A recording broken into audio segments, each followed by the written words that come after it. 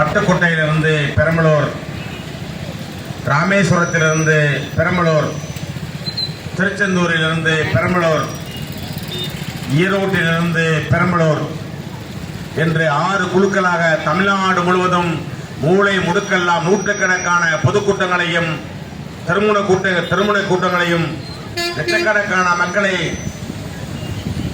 சந்திப்பதற்கு தமிழக மக்கள் முன்னணியின் சார்பில் எங்களுடைய மாநில ஒருங்கிணைப்பாளர் தோழர் புலியன் அவர்களுடைய ஏற்பாட்டில் தமிழ்நாடு முழுவதும் பரப்புரையை செய்ய இருக்கின்றோம். அந்த பரப்புரை நாளை ராமேஸ்வரத்திலிருந்து தொடங்கி தங்கச்சி மடம், பாம்பன்,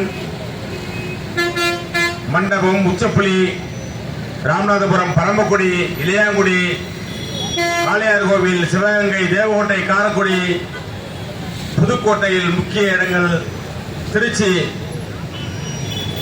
மற்றும் திருச்சியை நோக்கி பெரம்பலூர் என்று 29, 30, 31 ஆகிய தேதிகளில் தமிழ்நாடு மக்களிடம் முற்றதிகார தமிழ்நாடு தேவை என்பதை வலியுறுத்தி இந்த பரப்புரை பயணம் நடைபெறுகின்றது. இந்த பரப்புரை பயணத்தை விலக்கித்தான் இன்றைக்கு ராமநாதபுரம் அரண்மனை பகுதியிலே பரப்புரை செய்து கொண்டிருக்கின்றோம். இந்த பரப்புரை பயணத்திற்கு அனுமதி கொடுத்த மாவட்ட காவல்துறை கண்காணிப்பாளர்களுக்கும் மற்றும் ஏனைய அதிகாரிகளுக்கும் பெரியார் பேரவை சார்பில், தமிழக மக்கள் முன்னணியின் சார்பில் முதற்கண் நன்றியை தெரிவித்துக் கொள்கின்றோம். என்னடா நாகேஸ்வரை திடீர்னு போலீஸுக்கு நன்றி தெரிவிக்கிறான்னு நினைக்காதீங்க. தப்பு செஞ்சா சொல்லுவோம், தட்டி கேட்போம், சுட்டி காட்டுவோம். ஏதாவது நல்ல விஷயங்கள் செய்தா நிச்சயம் காவல்துறையை பாராட்டும். இந்த பரப்புரை பயணத்தை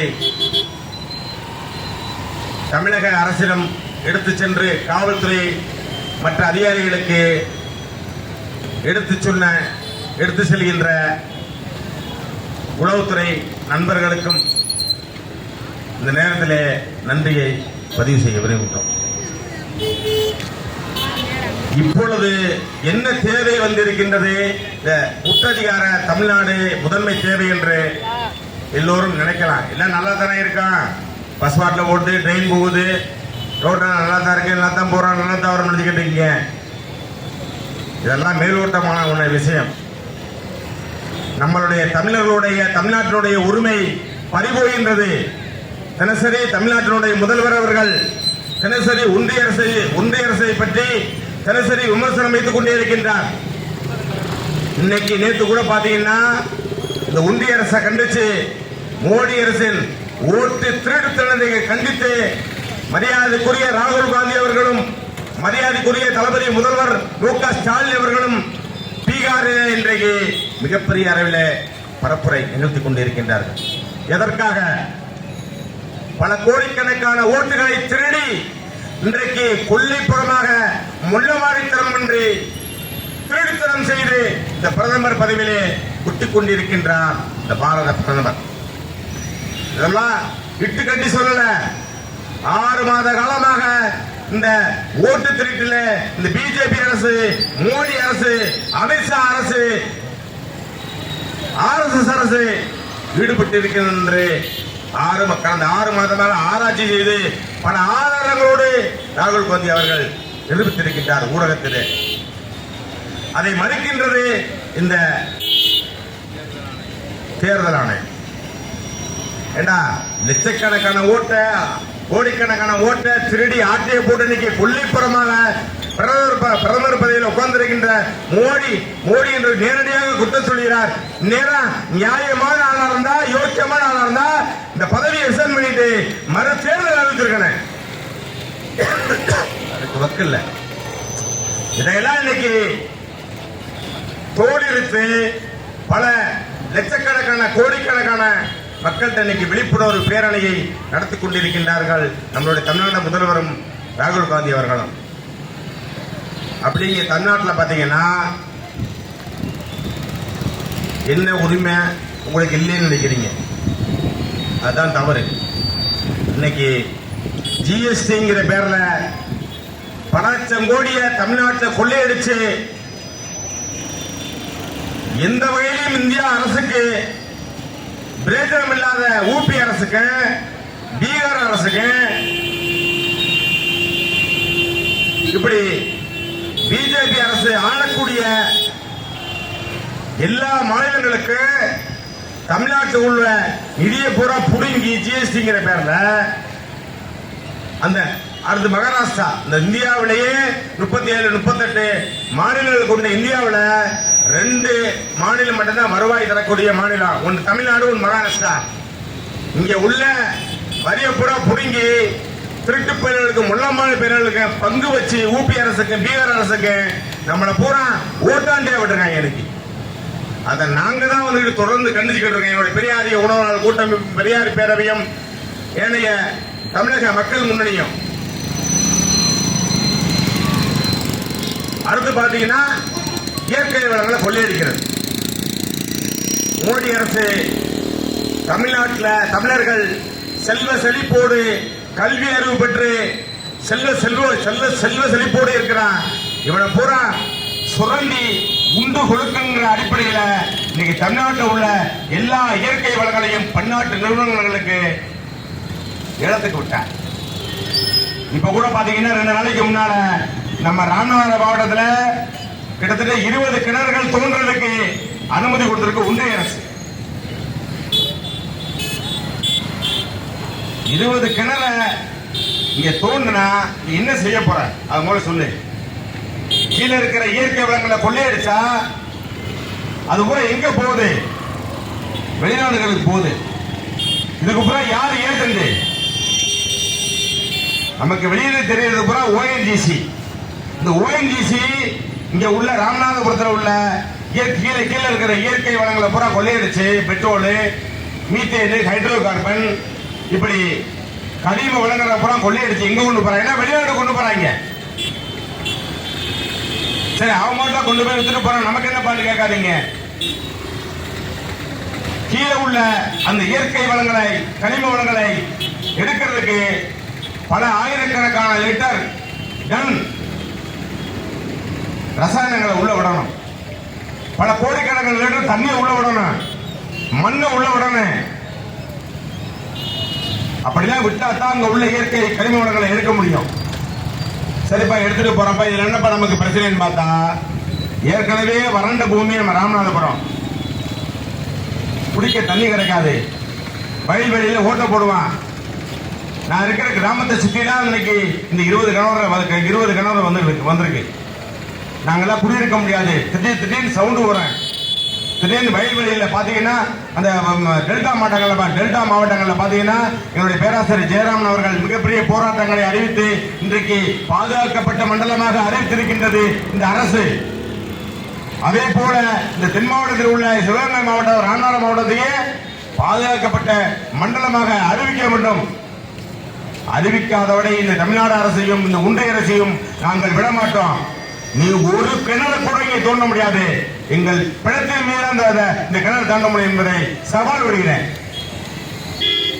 2 வருஷத்துக்கு முன்னால 22 கிணறு தோண்டணும் வந்த விட்டமா. தொடர்ந்து இந்த பகுதியில் உள்ள ராமநாதபுரத்தில் உள்ள அனைத்து சமூக சீர்திருத்த அமைப்புகள்லாம், விவசாயிகள்லாம், எங்களுடைய கூட்டமைப்புகள்லாம் சேர்ந்து மிகப்பெரிய போராட்டங்கள் நடத்தி அந்த கருத்தை நிறுத்தினோம். எங்களுடைய கூட்டமைப்புக்கு சுற்றுச்சூழல் ஆணையத்தில் எங்களுக்கு அனுமதியை கொடுத்திருக்காங்க. பேப்பர்ல கொடுத்திருக்காங்க.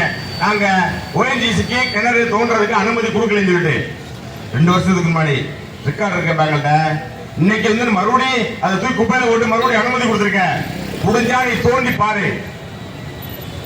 தோண்ட விட மாட்டான். அது மட்டும் இல்ல, அடுத்து பாத்தீங்கன்னா இந்த கவர்னர் ஒருத்தர் வச்சிருக்காங்க. அவனுக்கு என்னப்பா வேலை? தமிழ்நாடு அரசுன்னு ஒண்ணு இருக்கு. எம்எல்ஏக்கள் ஓட்டு போட்டு, எம்எல்ஏ பூரா ஓட்டு போட்டு சிஎம் தேர்ந்தெடுத்து வச்சு அமைச்சரவை வச்சு இன்னைக்கு நாட்டை ஆண்டுகிட்டு இருந்தா ஒரு பாப்பா, சொல்லி பாப்பா, அந்த கவர்னர் RN ரவின்னு ஒருத்தன் சொல்றாங்க. அவன் அவனுக்கு சென்னையில பாத்தீங்கன்னா நூத்துக்கணக்கான ஏக்கர்ல நடுவில் பெரிய பங்களா, அவனுக்கு நூத்துக்கணக்கான பேர் அதிகாரி, பல கோடி ரூபாய் பில். எதுக்குப்பா அந்த கவர்னர் பதவி?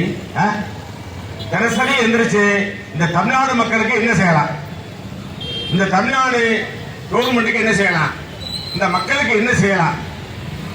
நல்லதில்ல. இந்த மக்களை எப்படி குழி தோண்டி புதைக்கலாம், நாட்டை எப்படி குழி தோண்டி புதைக்கலாம், தமிழை எப்படி குழி தோண்டி புதைக்கலாம், இந்த நாட்டை எப்படி அழிக்கலாம், இதே சிந்தனையோட ஒருத்தரை கொண்டு வந்து ஒன்றிய அரசு இங்க வச்சு அவனுக்கு இந்த தமிழ்நாடு அரசு கோடி கோடியை கொட்டி அழுகுது.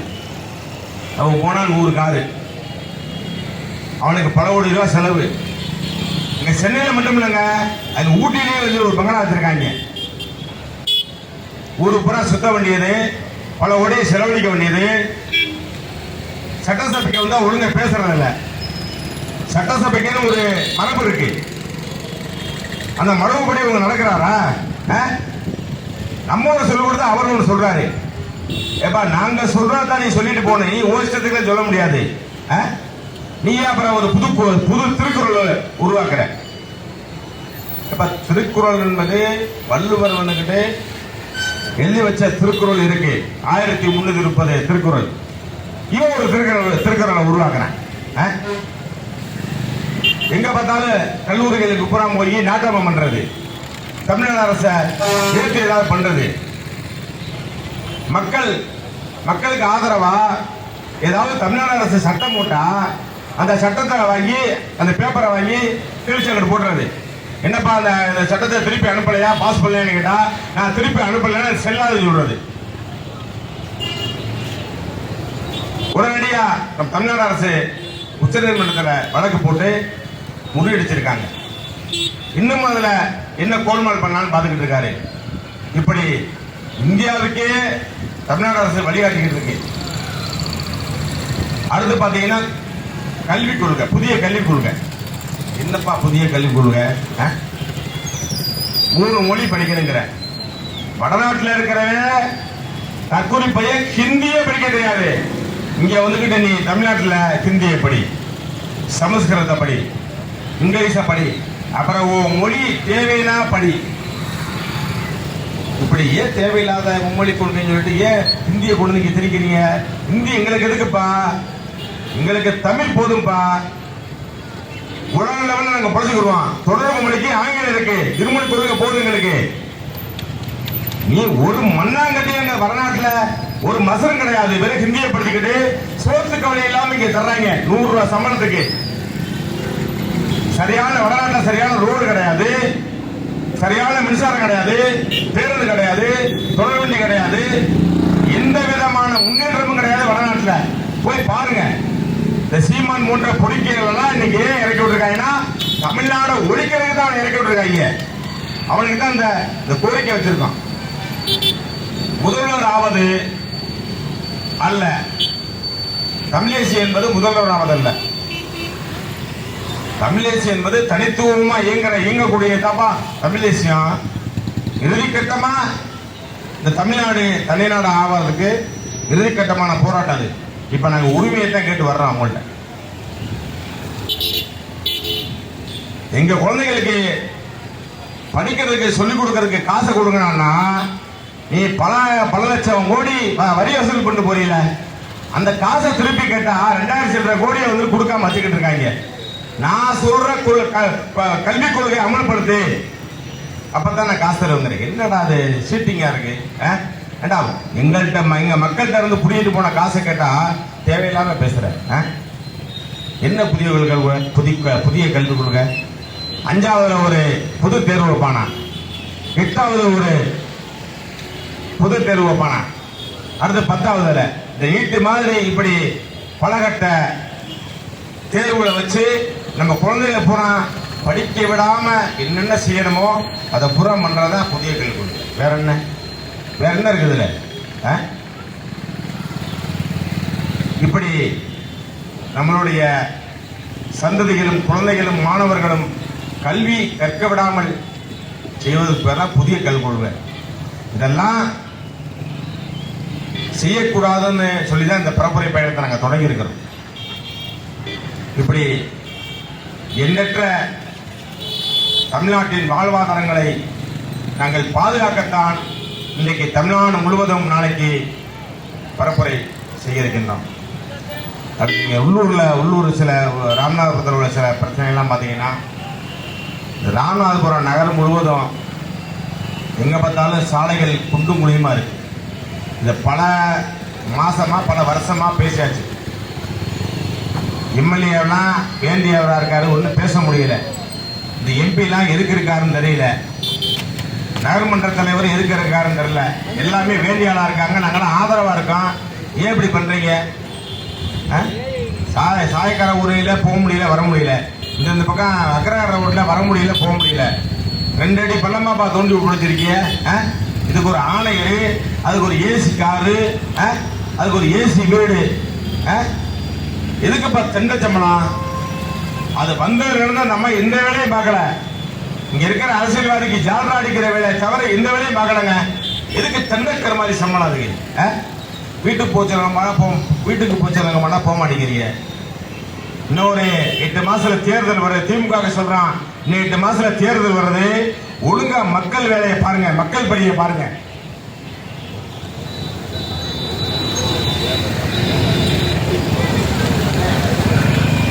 இப்படி எங்களுக்கு ஆளுங்கட்சியை சேர்ந்த எல்லா நண்பர்களையும் வேண்டிய ஆளுகளா இருக்கிறனால கொஞ்சம் அடக்கி வாசிக்கிறோம். இல்லாட்டா அப்புறம் நாரா கிழிச்சு தொங்க விட்டுருவோம். இல்லை வேணும்னு பார்க்குறோம். இருந்தாலும் மக்கள் பிரச்சனை நாங்கள் சொல்லாமல் போக முடியாது. சாக்கடை தண்ணி தெரு முழுவதும் ஆறா ஓடுது. இந்த நகராட்சி ஆணையர் பொம்பளைக்கு என்னதான்ப்பா வேலை? ஃபோன் பண்ணா எடுக்கிறதில்ல. அடுத்து பார்த்தீங்கன்னா இந்த பேருந்து நிலையம், இந்த என்னைக்கு தான்ப்பா திறக்க முடியாது பேருந்து நிலையத்தை? இந்த பேருந்து நிலையத்தை ஒரு சின்ன ஒரு பழைய பேருந்து நிலையத்தை பக்கத்தில் வச்சுட்டு அங்கே வண்டியை போக முடியல, வர முடியல. இந்த போக்குவரத்து காவல்துறை பொதுமக்கள்கிட்ட தண்டை வசூல் பண்றதெல்லாம் குறியா இருக்கு. தண்டா சரி இத்தனை ஆயிரம் அடிக்கணும்னு சொல்லியிருப்பாங்க உங்களுக்கு அதிகாரிங்க. ஒழுங்கா முதல்ல போக்குவரத்தை சரி பண்ணுங்கப்பா, அப்புறமேல் தண்டை வசூலிக்கலாம். என்ன தண்டை வசூல் பண்றீங்க நீங்க? நகராட்சி பாருங்க, ஒண்ணும் இல்ல. நீ இந்த இடத்துல இன்னும் கூட்டம் நடத்த முடியல, அவ்வளவு நாத்தம் ஆறுது. அந்த பொம்பளை கொண்டு 1 மணி நேரம் இங்க உட்கார வைக்கணுங்க. இங்க இருக்கிற இந்த கமிஷன் ஆணையர் பொம்பளை இருக்குல்ல, அதை கொண்டு 1 மணி நேரம் இங்க உட்கார வைக்கணும். நீ வாங்குற சம்பளம்லாம் லெவிக்குமா? வர நீ ஒழுங்கா வீட்டுக்கு கொண்டு போக முடியுமா? அவவே 100 ரூபாய் காசுக்கு என்ன சிரமப்படுறான்? உனக்கு எதுக்கே அவ்வளவு லட்சக்கணக்கான சம்பளம் இந்த பொம்பளைக்கு? உளவுத்துறை தயவு செய்து குறிப்பிடுத்து இந்த மாதிரி ஆளுநர்லாம் வந்து தாட்டி விடுங்க. அடுத்து தேர்தல் வருது, எல்லாம் வந்துட்டு அடுத்து மக்கள்கிட்ட பார்க்கணும், மக்களை சந்திக்கணும். அடுத்து பார்த்தீங்கன்னா இந்த கடை பஸ் ஸ்டாண்டில் பார்த்தீங்கன்னா நூற்றுக்கணக்கான கடை ஏழை விட்டாங்க. அதில் பார்த்தீங்கன்னா ஏற்கனவே இருந்த கடைக்காரங்களுக்குலாம் கடை இல்லாமல் பற்றி விட்டு எவனுக்குலாம் கடையை கொடுத்து பல கோடி ரூபா அதில் மோசடி. ஊரே நாரி கிடக்குது. அதில் தான் ஊரே நாரி கிடக்குது. இங்கே உள்ள சாக்கடையும் ஊரு நாரி கிடக்குது. எல்லாம் உடனடியாக அவங்ககிட்ட இந்த அரசு நடவடிக்கை எடுக்கும் என்பதை இந்த நேரத்தில் தெரியப்படுத்திக் கொண்டு, அடுத்து பார்த்தீங்கன்னா இந்த பெண்கள் கல்லூரி இங்கே இருக்க இந்த நேரம் போனீங்கன்னா இந்த சிவராஜ் வீதியில் இருக்கு. 1600 பெண் பிள்ளைகள் படிக்கிறாங்க. முறையான கழிவறை கிடையாது, கேண்டீன் டீ குடிக்க கேண்டீன் கிடையாது, ஒரு சாப்பாடுக்கு கேண்டீன் கிடையாது. அங்க ஒரு பொம்பளையை போட்டு வச்சிருக்காங்க முதல்வர் சொல்லிட்டு. அந்த மூதேவிக்கு 3 லட்சம் ரூபாய் சம்பளமா? அந்த மூதேவிக்கு என்ன வேலை பார்க்குது? உன் மகளை கொண்டு படிக்க விட்டுவேணி? ஒரு 9 ஏக்கர் 10 ஏக்கர் உள்ள பெண் பிள்ளைகள் படிக்கிற இடத்துல புதர் மண்டி கிடக்குது. பாம்பு, நாய், ஆடு, மாடு, பேய் அவ்வளவு அதுக்குள்ளதான் கிடக்கு. அந்த பொம்பளை அந்த முதல்வர் சொல்றாங்க. அந்த பொம்பளை ஒரு சேர்ல உட்காந்துருக்கு, ஒரு டேபிள் முன்னால. டேபிள்ல எதுவுமே கிடையாது. அந்த டேபிள் ஒரு தூசி கூட துடைக்கிறது இல்லை. பெரியார் பேரவை மிகப்பெரிய புகாராக அதை மாவட்ட நிர்வாகத்துக்கு தெரிவிச்சு ஒரு 2 வாரத்துக்கு முன்னால தமிழக வாழ்வுரிமை கட்சியின் தலைவர் மரியாதைக்குரிய அண்ணன் வேல்முருகன் அவர்கள் வந்தாங்க. இங்க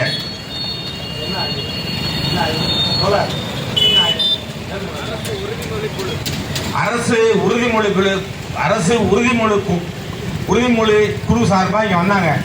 அவர்கிட்ட நேரடியாக போய் இந்த மாதிரி கல்லூரியில எந்த விதமான சுத்தம்லாம் இருக்கு, எதுவுமே இல்லாம இருக்கு, நீங்க உடனே பார்க்கணும்னு ஒரு மனு கொடுத்தான். அவர் லிஸ்டே கிடையாது இந்த ப்ரோக்ராமே. உடனடியே நாங்க சொன்னதன் அடிப்படையில் உடனடியே போய் உடனே சுத்தம் பண்ற மாதிரி ஒரு ஜூ காமிச்சிருக்காங்க. இந்த ஜூல என்னென்ன காமிக்காதீப்பா, இந்த மருத்துவ கல்லூரி எப்படி உட்கட்டமோ அதே மாதிரி இந்த கல்லூரியை உட்கிற வரையும் சரி பண்ற வரையும் நாங்கள் விட மாட்டோம். பெரியார் பேரவையும் பெரியாரிய உணர்வாளர் கூட்டமைப்போம் எந்த கோரிக்கையை முன்னெடுத்தாலும் நாங்கள் பின்வாங்க மாட்டோம். அதை சரி பண்ற வரையும் விட மாட்டோம். பல விஷயங்கள் சரி பண்ணியிருக்கோம். உளவுத்துறை, காவல்துறை எவ்வளவு அதிகாரிகள் தெரியும். நம்ம தெரிவித்துக் கொண்டு தொடர்ந்து இது போன்ற நகர்ப்பகுதிகளில் எல்லா அதிகாரிகளும் முறைய வேலை பார்க்கணும் என்பதை பணியோடு தெரிவித்துக் கொண்டு பேச வாய்ப்பளித்தமைக்கு நன்றி கூறி விடைபெறுகிறேன். நன்றி, வணக்கம்.